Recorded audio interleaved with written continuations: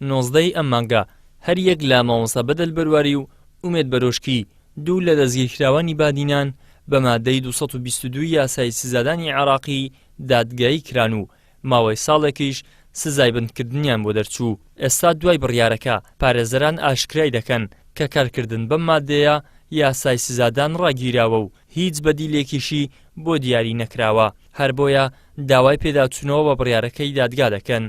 زیاتر ئەو مادەیەوە دادگای تاوان پێی سزایدان مادەی 222 لە یاسای سزادانی عێراقی لە کات ئێستا مادەی ڕاگیراوە کاری پێ ناکرێت و ئەو مادەی بەدیلیشی نییە، ینی بەدیلێکدا نەندراوە وەکو بڵێن مادەی 156 قانون عقوبات عێراقی ئێستا بەدیلەکەی مادەی یەک لە یاسای 21 ساڵ 2003 پەرلەمانی کوردستانە، بەڵام مادەی 222 بەدیلی چەندانە ناوە لێرەشدا ئەمە مستەلعی یاساییمان هەیە دەڵێ لا جەریمە ولا عقوبە ئیلا بالنەس بەپێی ئەو مستەلع یاسایی بێ کەوا نووسرا تاوان نیە و سزانیە هەتاوەکو نووسراوێک نەبێ کەواتە هیچ نووسراوێکیش نییە کەواتە ئەوانە هیچ تاوانیان ئەنجام نەداوە و دەبی ئیفراز بکرێن. بۆیە ئەمە پێویستمان زانی کەوا لە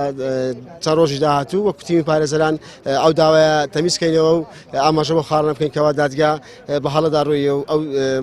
مادەیەکەوە پێی سزاداون ئەو مادەی لە کاتی ئێستا ڕاگیراوە کاری پێ ناکرێت. لای خۆشیەوە بڕیاردەری لێژنەی مافی مرۆڤ لە پەرلەمانی کوردستان جەخت لەسەر ئەوە دەکاتەوە کە هیچ بەڵگەیەکی پێویست و دروست بۆ سزادانی دەستگیرکراوانی بادینان لەبەردەستدا نییە. ئومێد بەرۆشکی لەبەرەوەی ئەو یەک دوو کەیسەی تری لەسرە ئەوەی کە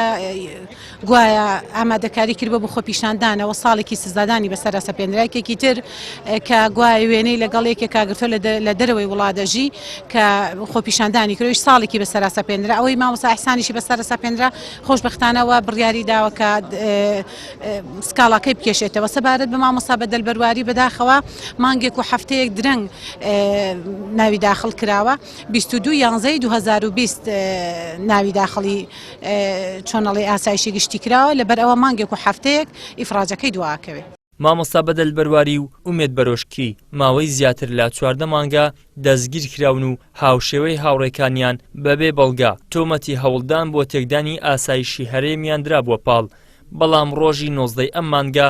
دادگا مادەی یاسایی دۆسیەکەی گۆڕی و سزای 1 ساڵ زیندانی کردنی بەسەردا سەپاندن کە ئەو ماوەیەشیان لە زیندان تەواو کردووە و دەبێت ئازاد بکرێن.